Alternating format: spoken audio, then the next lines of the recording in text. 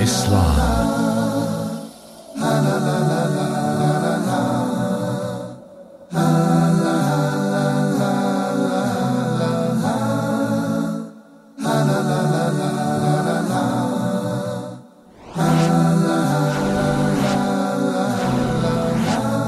Islam 101. Bismillah wassalatu wassalam ala rasulillahi amma ba'du. Welcome once again to a new episode of Islam 101, the fundamentals of the religion of Al-Islam. Today, inshallah, our discussion is centered around a few deviant groups that have presented themselves to the world and they may acclaim that they are Muslims. Some of the groups that we're going to mention today, they're clearly outside of the fold of Al-Islam. As it relates to the last one that we're going to mention, then they are in the fold of Al-Islam if they are the regular people from that group. But concerning the scholars, those people who have knowledge about what they're saying and what their statements imply and what their beliefs imply, then the ulama are definitely outside of the religion of Al-Islam because they have gone against what is known in our religion by necessity. And what I mean by what is known in the religion by necessity is simple. There's not a Muslim in the world, whether he lives in the desert or he lives in a cave, he lives in Africa, he lives on a far remote village or island in the Philippines. Every single Muslim knows that he is not Allah. So if there's a person who starts to claim that that individual is Allah, that individual is Rasulullah, we don't have to establish any argument or any proof against him because this is what is known in the religion by necessity. It is an issue that cannot be misunderstood by anyone. So we want to mention three of the deviant groups. And we mention them so as to warn against them and also because people many times make the mistake of misconstruing these groups as being an example of the Muslims and from the religion of Al-Islam. The first group is a group that comes from America and it had its origin in America. And they're known as the Nation of Islam or the Black Muslims or the Black Muslims. At the top of them is their leader who is well known and he travels around the world right now and he is the mouthpiece and the representative of that particular group. The Nation of Al-Islam are not Muslims. They were a group of racist people and they continue to be racist. And all they've done is that they've taken the racism of Christianity and the racism that African Americans had to deal with as it relates to Christianity and growing up and living in America, and they apply the opposite racist tendencies. So now they are a group of people who are saying that all black people are good and all white people are devils, real devils. Not the ideas, not some of the actions and concepts and ideologies of certain white people are devilish. They say and believe that all white people are devils, real devils, and that they are a diabolical race that was created in a cave by a mad scientist by the name of Yaqub. That's the Nation of Al-Islam. The leader of that group in the past who started it was a man by the name of Elijah Muhammad. And Elijah Muhammad claimed that he was the messenger of Allah, the prophet of Al-Islam, the prophet of Allah sent to the black man in America. This in and of itself puts a person outside of the religion of Al-Islam to claim that you are a prophet after Rasulullah is clear disbelief. And it cannot be accepted that anyone doesn't know that this is an action that's impermissible. Concerning the Nation of Al-Islam, there were a few famous worldwide known personalities who were members of this group, like Muhammad Ali Clay, as the Arabs call him, the boxer, the famous heavyweight champion of the world. May Allah cure him of his disease, his sickness that he has right now. He used to be with that group, but Allah subhanahu wa ta'ala guided him, and he guided him to the universal reality of Orthodox Islam, as they call it, the Islam of the Quran and the Sunnah, to the best of his ability. The important thing is, he left that group and now he's a real Muslim. Similar to him is Malcolm X, Al-Hajj Malik Shabazz, rahimahullah, may Allah have mercy upon him, who was ultimately assassinated by some of the members of that group after Malcolm X almost single-handedly built up that group's followers. And then he made the Hajj, or the pilgrimage, to Mecca, where he was afforded the opportunity to see the universality of Islam. That there were white Muslims from Turkey, white Muslims from Albania, white Muslims from Russia, white Muslims from Yugoslavia, and he had an opportunity to sit, to sleep, to eat, to drink, and to perform the pilgrimage with those white Muslims. And then he realized that what he was teaching and preaching and calling to in America when he was a member of that group was not correct. And it's not strange, and it's no secret, that upon his return trip to the United States, after declaring that he was a real Muslim, that he was assassinated right after that. So those are two of the famous people who are from that group. So no one should make any mistake and get the issue twisted as it relates to whether or not the Nation of Islam are Muslims. They're non-Muslims. They have too many beliefs, too many concepts that are opposed to the religion of Islam. They believe that a man by the name of Fard Muhammad is Allah reincarnate. That Fard Muhammad, who was an Arab man who actually looks white, he came and he chose Elijah Muhammad and made Elijah the prophet to the black man. That's a state of disbelief.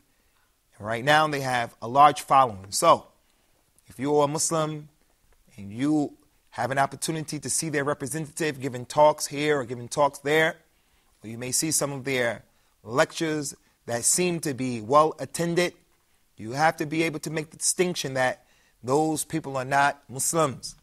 And the mass media only give them a lot of exposure to mislead the people into believing that they're Muslims, so that the picture of Al-Islam and the true image of Al-Islam can be distorted in the minds and the eyes of those people who may be interested in the religion of Al-Islam, the true religion. The second group that we want to mention is another group who their leaders are non-Muslim. And some of the followers are non-Muslims, but we won't say that all of the followers are non-Muslims, because some of their followers just don't know. And for that person who just doesn't know, he was born in an environment that they believed in this and they propagated this understanding, then we say that the regular general people, inshallah, they are excused because of knowledge. But they should know that they're falling into major crime and a major sin. As for the leader, then he's clearly a non-Muslim. And that is the group that is called the Ahmadiyya. The Ahmadiyyas, who their founder is Ghulam Ahmed. Ghulam Ahmed. So they call their group Al-Ahmadiyya after their founder. They come from India, and this man was in India in a place called Qadiani. And they also called the Qadianis. They're also non-Muslims. They're non-Muslims because they reject many of the concepts that Al-Islam has made the fundamental and basic concepts that have to be understood by every single Muslim. For an example, Muslims believe that there is no prophet after Prophet Muhammad. The only prophet after Muhammad is the prophet of Al-Islam, Jesus, Isa ibn Maryam. But even with Isa being a prophet after Muhammad, he actually came in terms of the chronological order. He came before Muhammad. And when he comes back, he's going to rule and judge, and he's going to be upon the religion of Muhammad. He's going to be upon Al-Islam. He's going to judge by this Quran.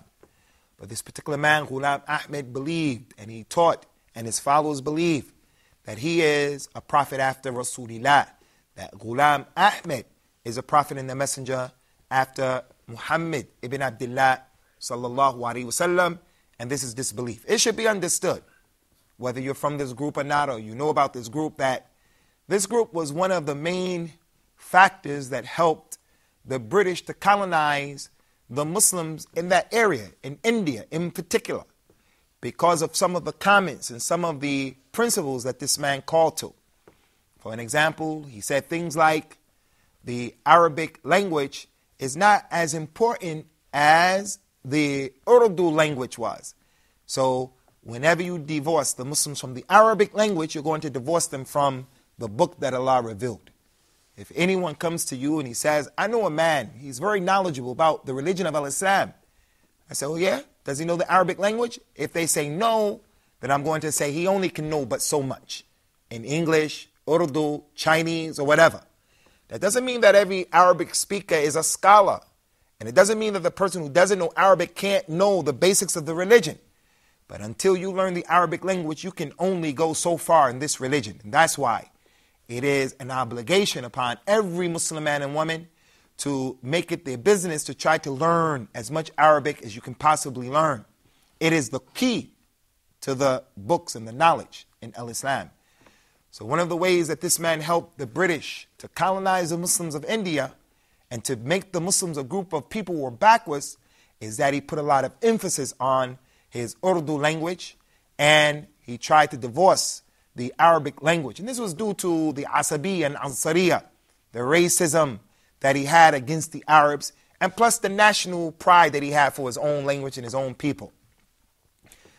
In addition to that, he used to tell the people that there's no jihad in Islam, that we don't fight, that what we have to do is we have to turn our weapons in and we have to bend over backwards and make things easy, because the English, they're going to bring for us the railroad system and the medicines, and they're going to educate us in our schools. And this is a very important point for some Muslims to understand right here.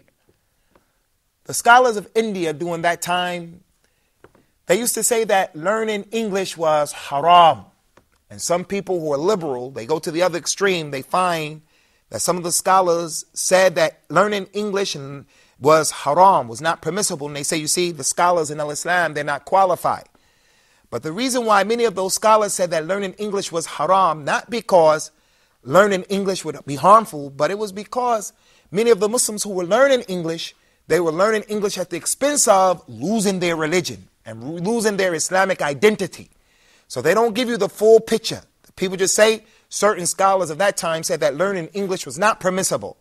No, to say learning English is not permissible just like that as a blanket statement is not acceptable. But there was a background and there was a circumstance to why many of those scholars of that time, they said that. They said that in defense of the religion. So many of the young people, many of the young Muslims of that time, they started to become bourgeois and they started to take on the characteristics and the ways of the non-Muslims. So those scholars said to learn English and become like that is not permissible. So you have to be careful. And we can't look at our scholars as being low, down. We have to have husn dhan, have a good opinion about our scholars, whether they're from India or other than that. Because there were a lot of major scholars, and there continue to be a lot of major scholars in that part of the world. We'll be back, inshallah, with the second half of this particular episode. And we hope to see you, inshallah, rejoin us for the second aspect of this topic. Islam 101.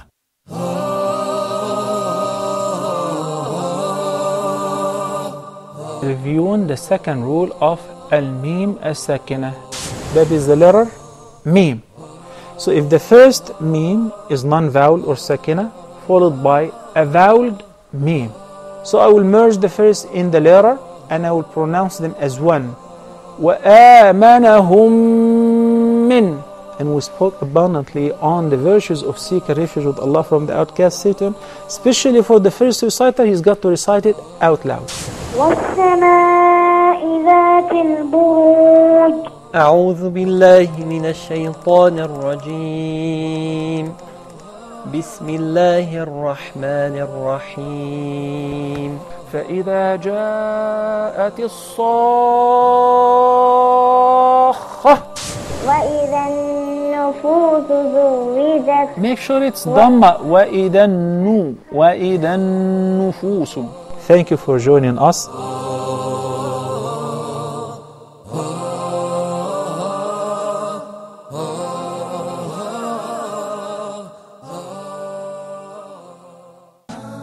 Islam 101.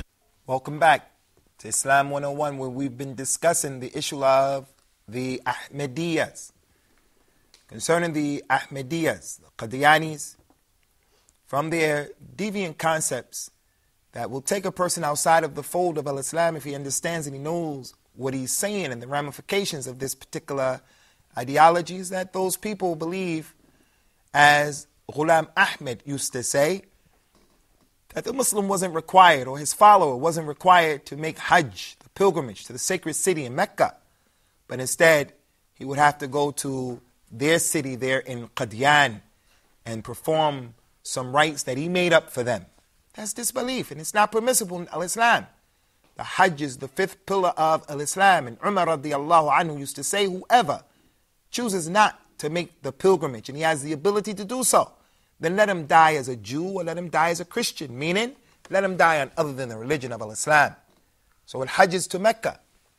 And in addition to that, from the worst concepts that they have, from the worst, it's the fact that they don't believe that Jesus Christ is coming back.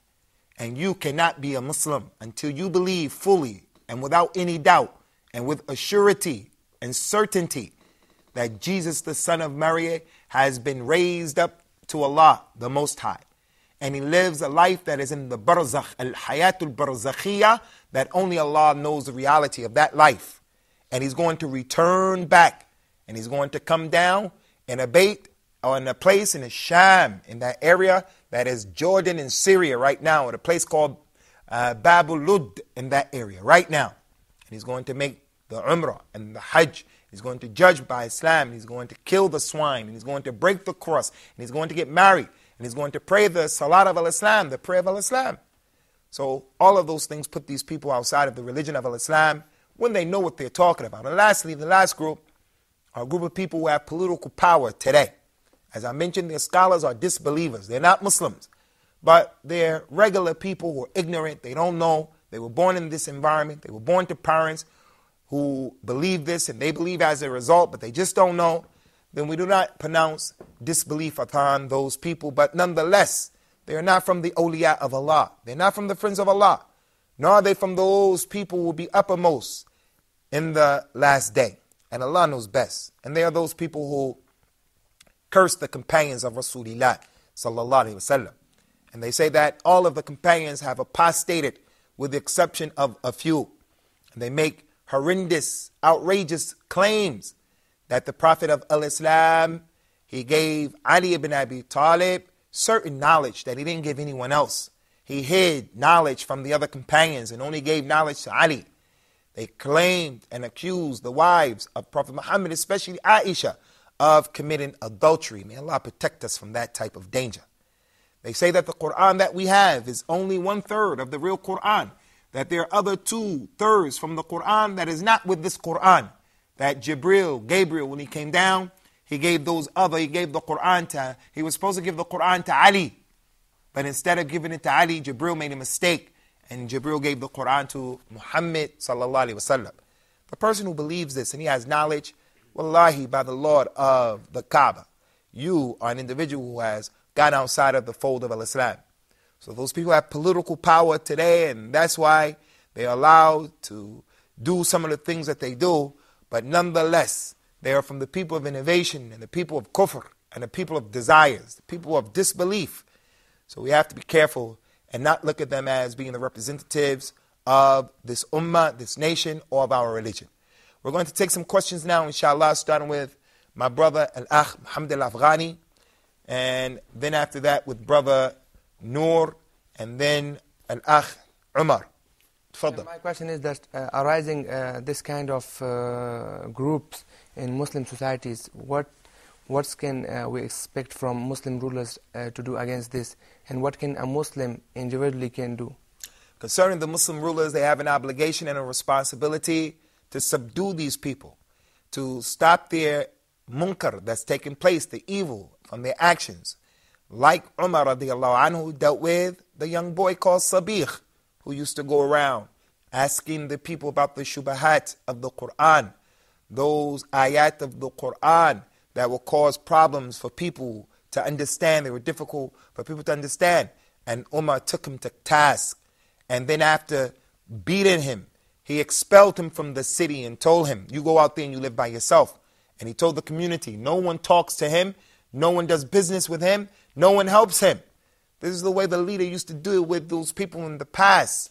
Rasulullah himself, sallallahu alaihi wasallam, used to warn the people about the deviant groups and the deviant concepts. And my ummah is going to split up into 73 groups. That's him warning us, warning the community of those people. So it's the responsibility of the leaders of the Muslims to warn about them and to subdue them if they have the power to do so. Chase them through the earth. Lock them up. Make sure that their cancer does not spread through the community. As it relates to the regular Muslims, we should avoid giving those people our ears. We should warn other Muslims about them, warn non-Muslims about the deviant concepts. We should not sit with them and to spend time with them. The Prophet told us, sallallahu alaihi wasallam, لا يريد المصحي على الممرض أو الممرض. He said, the camel that is well, has good health, the camel that is well should not be allowed to drink from the same water trough as the camel that is sick. One camel, you know, he has a sickness in the knees and the elbows of the camel, in his nose, in his mouth. There are certain worms that are poison. It doesn't hurt that camel who has it, but if he drinks from the well or the trough of another camel, then the germs are going to spread. So if you are a man who has camel, you have sheep, he said, don't allow the good camel to drink, the well good camel to drink with the camel that's sick, so that he doesn't become sick. So what am I using this hadith for? We're using it to say that the Muslim who his aqeed and his belief is good, he shouldn't be allowed to drink from the same cup. He shouldn't be allowed to mix with those people who have sicknesses in their hearts and in their minds. So you should avoid them. That's from our religion, not sitting with the people of innovation. Akhi, Noor. Okay. Some Muslim in my country, they have some classification about bid'ah or innovations in Islam. They have a classification. The first type is bid'ah hasana or good innovation, and this is allowed. And the second one is bad innovation. So what do you think about this? Concerning the taqseem or the division of innovation into the bid'ah that is hasana or the bid'ah that is sayyi'ah, good or bad, this is a taqseem or division that is rejected. Or some people even say that there is a bid'ah that is wajib, and a bid'ah that is haram, and a bid'ah that is mustahab, and a bid'ah that is makruh, and a bid'ah that is mandub, ilayha. This is not acceptable, even if some major scholars of al-Islam said something like that. Because the Prophet of al-Islam, he said, kullu bid'atin dalala. Every bid'ah is a going astray. If it is an innovation that's been introduced in the religion, then it's going astray, unless you have a proof that would allow you to do it. And then it will cease to be a bid'ah. So every bid'ah, innovation according to the Messenger of Allah, is going astray. But there is one issue that people seem not to understand, and they get it confused and twisted, and that is Umar radiallahu anhu said when he made the salat of at-tarawih upon 3 reciters of the Quran, instead of allowing these 2 people to pray together, those 7 people to pray together, those 30 people to pray together, and the Muslims were divided, he gave the order that the Muslims should pray behind 3 different companions. One who prayed very slowly and he prayed a long time. Another one who prayed moderately in the intermediate recitation. And then the one who prayed with the smaller surahs. And when he came and he saw the people praying behind them like that, he said, this is a good bid'ah. What did Umar mean? Did he mean a bid'ah hasana, that is a new innovation in the religion? No, his statement, this is a good innovation, he meant the linguistic term, meaning the Prophet sallallahu alaihi wasallam, he never called the people to do such a thing. He never gave them 3 imams like that. Never. But he used to pray the prayer and the nighttime prayer in the jama'ah. So it wasn't really a bid'ah. He came out one night and it wasn't Ramadan and he was making the salat. A group of people saw him, so they got with him in the salat. Then the next night he prayed again. Those same people came and more people came the second night. And then on the third night, he prayed again, and even more people came because they wanted to pray the night prayer with the Messenger of Islam. On the 4th night, the people gathered to pray, and it was even more. And Rasulullah didn't come out. The next day, after the Fajr prayer, they said, what happened to you last night, Ya Rasulullah? He said, I saw you. I knew that you people gathered for the prayer, but I didn't come out out of fear that it may become an obligation upon you, and you won't be able to do it. So this was the rahmah, the mercy. This was the concern that the Prophet had for the Muslims of that time. So here's an example of Rasulullah, the Messenger of Islam, where he is actually practicing the prayer of the nighttime in the congregation. So he told us in another authentic hadith that people also tend to misunderstand, whoever introduces a sunnah that is good, he will get the reward of that sunnah that he introduced and the sunnah of everyone else who practiced that thing. And whoever introduces a sunnah that is bad, he will get the evil result. He will get the penalty of whoever practiced that sunnah without their penalty being decreased. So people say, you see, there's a sunnah, good sunnah and a bad sunnah. But that's not what is meant by the hadith. The Prophet ﷺ was in Medina and a group of his companions came, some people came from the desert and they were poor. Their animals were skinny. Their clothes were ripped up. They were hungry. They came for some help. So Rasulullah told Bilal to call the adhan. And it wasn't time for the salah. Bilal called the adhan. The people came together. The Messenger of Allah started to recite those ayahs of the Quran. Ya ayyuhalladhina amanu ittaqullah wal tanzur nafsun lima qaddamat lighadan. Oh, you believe, fear Allah. And let every soul look what it's going to do, what it put forth for tomorrow. And then he started to tell the people, hey people, give sadaqah. Give some sadaqah. Save yourselves. So one man got up and he went in his home and he came out with only a little bit of food. Some food, he came out, he put it down. And when he did that, the next man followed and the next man and the next man until finally it became a big mountain of food, money, and clothes. And then Rasulullah looked at that and he said, speaking about the first man who initiated the process, the one who ran and he was the first one out. He brought something small. Rasulullah said, Man sanna fil islami sunnatan hasana. Whoever introduces in Islam a good sunnah, he will get the reward of everyone who came after him without their rewards being decreased one bit.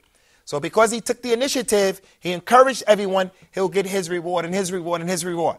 And whoever introduces a bad sunnah, he will get the penalty of anyone who does that evil thing. And that's why the Prophet said that Adam's son will get a part of every murder that takes place in the earth because he was the first one to commit a murder. So the one who gave the beginning of the sadaqah, he did something from Islam. So that's the understanding, inshallah. We wish we had more time to deal with that, but we've discussed it a number of times. We hope you understand. Stay away from the deviance and stay away from deviation. We're going to stop here. Looking forward, inshallah, to seeing you in our upcoming episode of Islam 101. Take care, and may Allah protect.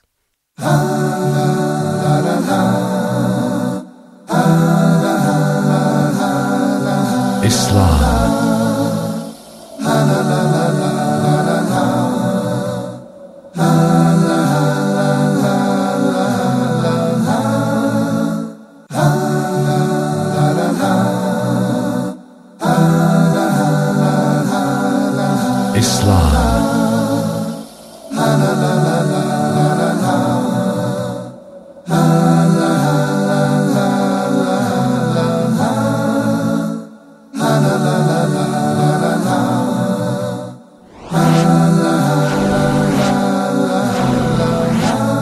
Islam.